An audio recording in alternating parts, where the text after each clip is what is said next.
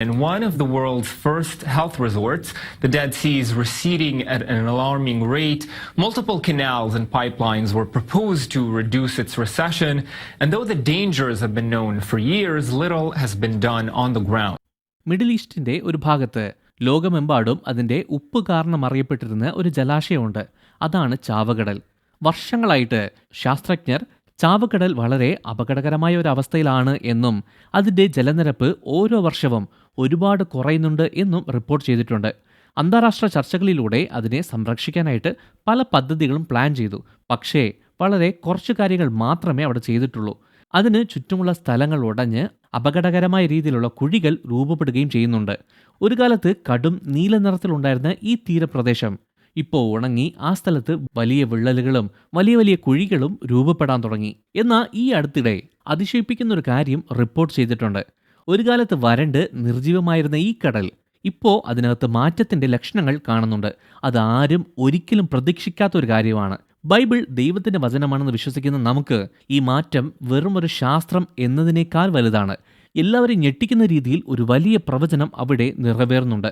ഈ ഇസ്രായേൽ ദേശത്ത് സംഭവിക്കുന്ന ആ പ്രവചന അത്ഭുതത്തെക്കുറിച്ച് വിശദമായി നമുക്ക് ഈ വീഡിയോയിൽ നോക്കാം. ഈ ചാനൽ ആദ്യമായിട്ടാണ് നിങ്ങൾ കാണുന്നതെങ്കിൽ സബ്സ്ക്രൈബ് ചെയ്യുക. നമുക്കിനി വീഡിയോയിലേക്ക് കടക്കാം.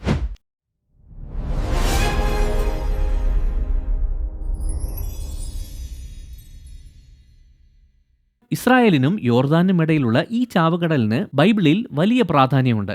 അതിന്റെ അടുത്ത് തന്നെയുള്ള ഗുഹകളിൽ നിന്ന് പുരാതന ബൈബിൾ ചുരുളുകൾ കണ്ടെത്തിയിട്ടുണ്ട്. അതിനെയാണ് ചാവക്കടൽ ചുരുളുകൾ എന്ന് പറയുന്നത്. അതിന്റെ കുറച്ചകലെയുള്ള യോർദാൻ നദിയിലാണ് യേശു സ്നാനപ്പെട്ടത്.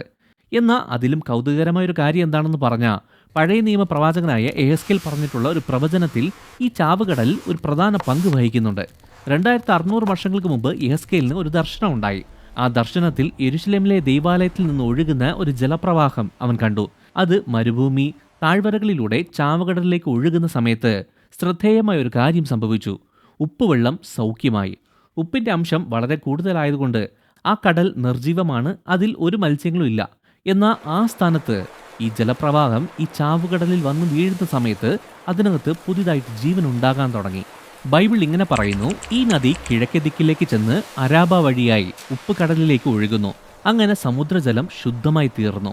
എഹെസ്കേൽ 47:8 ഈ നദി ഒഴുകുന്നിടത്തെല്ലാം ജീവികൾ പറ്റിച്ചേർന്ന് ജീവിക്കുന്നു. ഈ വെള്ളം ഒഴുകി ഒരു വെള്ളത്തെ ശുദ്ധജലമാക്കി മാറ്റുന്നത് കൊണ്ട് അവിടെ മത്സ്യത്തിന്റെ ഒരു വലിയ കൂട്ടമുണ്ടാകും. അങ്ങനെ നദി ഒഴുകി ചെന്നിടത്തെല്ലാം ജീവന്റെ തുടിപ്പ് ഉണ്ടായിരിക്കും. എഹെസ്കേൽ 47:9 നൂറ്റാണ്ടുകളായിട്ട് ഈ ദർശനം പ്രതീകാത്മക രീതിയിലായിരിക്കും പറഞ്ഞത് എന്ന് എല്ലാവരും വിചാരിച്ചിരുന്നു. മാത്രമല്ല, ചാവക്കടൽ മത്സ്യങ്ങളോ അല്ലെങ്കിൽ മറ്റേതെങ്കിലും തരത്തിലുള്ള ജീവികൾക്കോ അവിടെ ജീവിക്കാൻ പറ്റില്ല. അതിന് അത്രത്തോളം ഭയങ്കര ഉപ്പുരസമുണ്ട്. എന്നാൽ ഇന്ന് ഈ ചാവക്കടൽ പിൻവാങ്ങിയത് കാരണം അതിൻ്റെ തൊട്ടടുത്തുള്ള കുഴികളിൽ ചെറിയ ചെറിയ ശുദ്ധജല കുളങ്ങൾ രൂപപ്പെട്ടിട്ടുണ്ട് എന്ന് റിപ്പോർട്ടുകൾ വരുന്നുണ്ട്. ഈ കുളങ്ങൾ ചാവക്കടൽ വറ്റിയത് കാരണം രൂപപ്പെട്ട കുഴികളിലാണ് ഉണ്ടായത്. അടിയിലുണ്ടായിരുന്ന ജലവിധാനം താഴ്ന്നതുകൊണ്ടാണ് ഈ സ്ഥലങ്ങളിൽ കുഴികൾ രൂപപ്പെട്ടത്. ഈ രൂപപ്പെട്ട കുളങ്ങളിൽ ചില മത്സ്യങ്ങളെ കണ്ടെത്തിയിട്ടുണ്ട്. അതെ, സത്യം പറഞ്ഞാൽ ഇത് നമുക്ക് ഞെട്ടിക്കുന്ന ഒരു അനുഭവമാണ്. ഭൂമിയിലെ തന്നെ ഏറ്റവും ഉപ്പുരസമുള്ള സ്ഥലത്ത്, ഒരു ജീവനും അതിജീവിക്കാൻ കഴിയാത്ത സ്ഥലത്ത് തന്നെ ജീവനുള്ള മത്സ്യങ്ങൾ കണ്ടെത്തി. ഈ മത്സ്യങ്ങൾ എങ്ങനെ അവിടെ എത്തി എന്നത് ആർക്കും തന്നെ അറിയില്ല. ഭൂഗർഭത്തിൽ ഒഴുകുന്ന ശുദ്ധജല ഉറവകളിൽ നിന്നാണ് ഈ വെള്ളം ഈ കുഴികളിൽ വന്നതെന്ന് ചിലർ പറയുന്നുണ്ട്. മറ്റു ചിലർ വിശ്വസിക്കുന്നത് മത്സ്യം ഭൂഗർഭ ചാലുകളിലൂടെ വന്നതായിരിക്കാം എന്നാണ്. എന്നാൽ ഇതിനകത്തുള്ള പ്രധാനപ്പെട്ട സത്യം ചാവക്കടലിൽ പുതിയ ജീവൻ ഉരുവാകാൻ തുടങ്ങി എന്നതാണ്. ഇതുപോലുള്ള ദർശനം എഹെസ്കേൽ മാത്രമല്ല പ്രവചിച്ചത്. യെരുശലേമിൽ നിന്ന് ജീവജലം ഒഴുകി അത് എത്തുന്ന ദേശത്തിന് രോഗശാന്തി ഉണ്ടാകുമെന്നൊരു ഭാവി ദിവസത്തെക്കുറിച്ച് പ്രവാചകനായ സെഖര്യാവ് പ്രവചിച്ചിട്ടുണ്ട്. ആ ദിവസത്തിൽ യെരുശലേമിൽ നിന്നുള്ള ജീവജലം പ്രവഹിക്കും. പകുതി കിഴക്ക് ഉപ്പുകടലിലേക്കും പകുതി പടിഞ്ഞാറ് മെഡിറ്ററേനിയൻ സമുദ്രത്തിലേക്കും ഒഴുകും. അത് വേനൽക്കാലത്തും ശീതകാലത്തും ഉണ്ടാകും. യഹോവ സകല ഭൂമിക്കും രാജാവായിരിക്കും. ഈ പ്രവചനങ്ങൾ മനോഹരമായൊരു കാര്യത്തെക്കുറിച്ചാണ് നമ്മോട് പറയുന്നത്. തരിശുഭൂമിയിലേക്ക് വെള്ളം ഒഴുകും എന്നത് മാത്രമല്ല, മറിച്ച് ഇതൊരു ആത്മീയ ഉണർവിനെയുമാണ് കാണിക്കുന്നത്. തകർന്നു പോയ കാര്യങ്ങളെ ദൈവം പുനഃസ്ഥാപിക്കും എന്ന്. ഈ ചാവക്കടൽ നേരത്തെ ഇതുപോലെ അല്ലായിരുന്നു. അബ്രഹാം ലോത്തിന്റെ കാലത്ത് ആ പ്രദേശം നല്ല പച്ചപ്പും നല്ല മരങ്ങളും ഉള്ള നല്ലൊരു സ്ഥലമായിരുന്നു. ഉൽപ്പത്തി പുസ്തകത്തിൽ ഇതിനെ ദൈവത്തിന്റെ തോട്ടം പോലെയായിരുന്നു എന്ന് പറയുന്നുണ്ട്.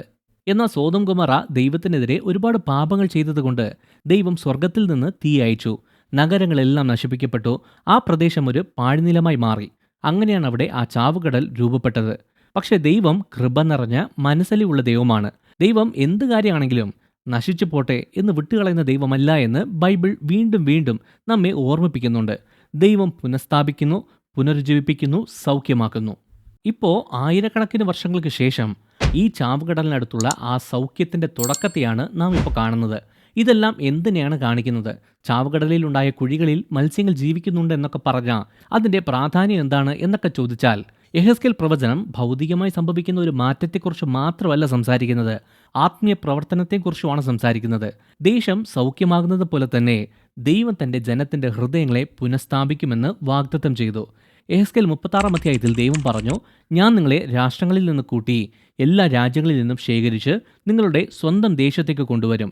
ഞാൻ നിങ്ങളുടെ മേൽ നിർമ്മല ജലം തളിക്കും. നിങ്ങൾ നിർമ്മലരായി തീരും. നിങ്ങളുടെ എല്ലാ അശുദ്ധികളെയും നിങ്ങളുടെ എല്ലാ വിഗ്രഹങ്ങളെയും നീക്കി ഞാൻ നിങ്ങളെ നിർമ്മലീകരിക്കും. ഇസ്രായേൽ ശാരീരികമായും ആത്മീയമായും പുനർജനിക്കുന്ന ഒരു ദിവസത്തെക്കുറിച്ചാണ് ഈ പ്രവചനം പറയുന്നത്. ഇന്ന് നാം ഇതിൻ്റെ സാക്ഷികളാണ്. യഹൂദജനം തിരിച്ച് സ്വന്തം ദേശത്തേക്ക് അവർ മടങ്ങിയെത്തി. ഇസ്രായേൽ ഒരു അഭിവൃദ്ധി പ്രാപിക്കുന്ന രാഷ്ട്രമായി മാറിക്കഴിഞ്ഞു. പലരും യേശുവിനെ തങ്ങളുടെ മശിഹയായി അംഗീകരിക്കുന്നുണ്ട്.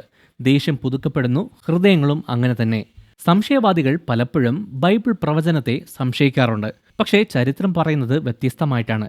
ബൈബിളിൽ പറഞ്ഞിരിക്കുന്ന എല്ലാ പ്രവചനങ്ങളും പറഞ്ഞതുപോലെ തന്നെ വ്യക്തമായി നിറവേറിയിട്ടുണ്ട്. ഉദാഹരണത്തിന്, പുരാതന കാലത്തുണ്ടായിരുന്ന ഒരു നഗരമായ സോരിന്റെ പതനത്തെക്കുറിച്ച് പ്രവചിച്ച ഒരു ശക്തമായ പ്രവചനം യെഹെസ്കേൽ 26 അധ്യായത്തിൽ നമുക്ക് കാണാൻ പറ്റും. അതിൻ്റെ കല്ലുകളും പൊടിയും കടലിലേക്ക് എറിയപ്പെടുമെന്നും ആ സ്ഥലം മത്സ്യത്തൊഴിലാളികളുടെ ഒരു സ്ഥലമായി മാറുമെന്നും ദൈവം പറഞ്ഞു. ഈ കാര്യം പ്രവചിച്ച സമയത്ത് ഇത് ഒരിക്കലും സംഭവിക്കത്തില്ല എന്ന് തന്നെയാണ് എല്ലാവരും വിചാരിച്ചിരുന്നത്. എന്നാൽ വർഷങ്ങൾക്ക് ശേഷം മഹാനായ അലക്സാണ്ടർ ആ നഗരം കീഴടക്കി. നശിപ്പിക്കപ്പെട്ട ആ നഗരത്തിൻ്റെ അവശിഷ്ടങ്ങൾ ഉപയോഗിച്ച് ഒരു ദ്വീപിലേക്ക് ഒരു പാലം പണിതു. ഇന്നും ആ സോറുണ്ടായിരുന്ന യഥാർത്ഥ സ്ഥലം ശൂന്യമായി തന്നെ കിടക്കുന്നു. മത്സ്യത്തൊഴിലാളികളാണ് ഇപ്പോഴും ആ പ്രദേശം ഉപയോഗിക്കുന്നത്. ദൈവം എന്തു പറഞ്ഞോ അതുപോലെ തന്നെ സംഭവിച്ചു. പ്രവചനം നിവൃത്തിയായി. സോറിനെക്കുറിച്ച് യെഹെസ്കേൽ പ്രവചിച്ച പ്രവചനം അതുപോലെ തന്നെ സംഭവിച്ചെങ്കിൽ ചാവുകടലിനെക്കുറിച്ച് അവൻ പ്രവചിച്ച പ്രവചനവും നാം ഒട്ടും സംശയിക്കേണ്ട കാര്യമില്ല. യെഹെസ്കേലിന്റെ അവസാന അധ്യായങ്ങളിൽ ദൈവം തന്റെ ജനത്തിന്റെ കൂടെ യെരുശലേമിൽ വസിക്കുമെന്ന് പറയുന്ന ഒരു സമയത്തെക്കുറിച്ച് പറയുന്നുണ്ട്. നഗരത്തിന് ഒരു പുതിയ പേരുണ്ടാകും എന്നും പറഞ്ഞു. അന്നു മുതൽ നഗരത്തിന്റെ പേര് യഹോവ ശമ്മ എന്നായിരിക്കും. യെഹെസ്കേൽ 48 അധ്യായം 35 വാക്യം. വെളിപ്പാട് പുസ്തകത്തിൽ യോഹന്നാൻ സമാനമായ ഒരു കാര്യത്തെക്കുറിച്ച് പറയുന്നുണ്ട്. ദൈവത്തിന്റെ സിംഹാസനത്തിൽ നിന്ന് ഒരു നദി ഒഴുകി ജനത്തിന് ജീവൻ നൽകുന്നതായിട്ട് അവൻ കണ്ടു. അതിനുശേഷം ദൈവത്തിന്റെയും കുഞ്ഞാടിന്റെയും സിംഹാസനത്തിൽ നിന്ന് പുറപ്പെട്ട് നഗരവീതിയുടെ മധ്യത്തിലൂടെ ഒഴുകുന്ന പളുങ്ക് സമാനം ശുദ്ധമായ ജീവജലനദി ദൂതൻ എനിക്ക് കാണിച്ചു തന്നു. പഴയ നിയമ പ്രവാചകന്മാർ മുതൽ പുതിയ നിയമ അപ്പോസ്തലന്മാർ വരെയുള്ള എല്ലാവരും തന്നെ ഒരേ ഒരു കാര്യത്തെക്കുറിച്ച് മാത്രമാണ് എടുത്തു പറയുന്നത്. തകർന്നുപോയ കാര്യങ്ങളെ ദൈവം പുനഃസ്ഥാപിക്കും. മരിച്ചുപോയതിന് ദൈവം ജീവൻ നൽകും. ദൈവത്തിന്റെ പുത്രനായ യേശു വീണ്ടും വാഴും. ചാവുകടലിൽ സംഭവിച്ച ഈ കാര്യം യെഹെസ്കേൽ പ്രവചിച്ച പ്രവചനത്തിന്റെ പൂർണ്ണമായിട്ടുള്ളൊരു പൂർത്തീകരണമല്ല. പക്ഷേ അത് ശക്തമായി നമ്മെ ഒരു കാര്യം ഓർമ്മിപ്പിക്കുന്നു. ദൈവത്തിന്റെ വചനം സത്യമാണ്. ദൈവം പറഞ്ഞ വാഗ്ദത്തങ്ങൾ ഉറപ്പായും നിറവേറുക തന്നെ ചെയ്യും. യേശു മടങ്ങി വരുന്നത് പലരും മനസ്സിലാക്കിയിട്ടുള്ളതിലും വേഗത്തിൽ സംഭവിക്കും.